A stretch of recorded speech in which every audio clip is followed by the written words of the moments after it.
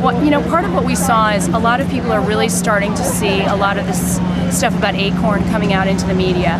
And, this is something that the Clinton supporters saw firsthand in the primaries.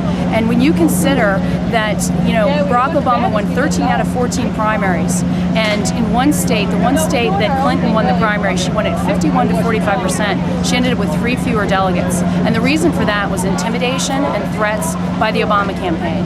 And Clinton supporters have been speaking out about this throughout the primary process, and we've been called bitter and menopausal and all kinds of other things. And now, this is finally coming to light. The $800,000 that people are talking about that the Obama campaign paid to ACORN was during the primaries, not during the general election. This is stuff, these guys, this is our second round with ACORN. And our position on this is that, how can you be a chief executive of a nation when your supporters and an organization you're supporting is breaking the laws? How many did you say were in your group?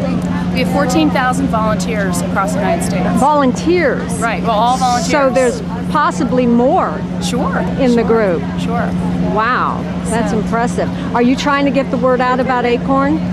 Yes, we are. We have a flyer about ACORN. We've been trying to get the word out. As I said, our stuff is not, smears. We don't get into religion. We don't get into things like that. We have substantive policy issues with Senator Obama, and we feel it's legitimate to highlight those issues because the media doesn't really, vet him or really talk about some of those things. So ACORN is one of those things that we talk about. One of the other issues was this story that appeared about Barack Obama negotiating with the Iraqi government to delay the return.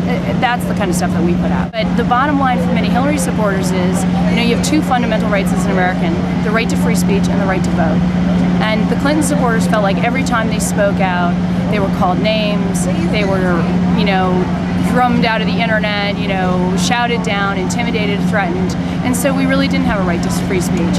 And, if your vote isn't counted fairly, because there's fraud and intimidation and chicanery, then you don't have a vote.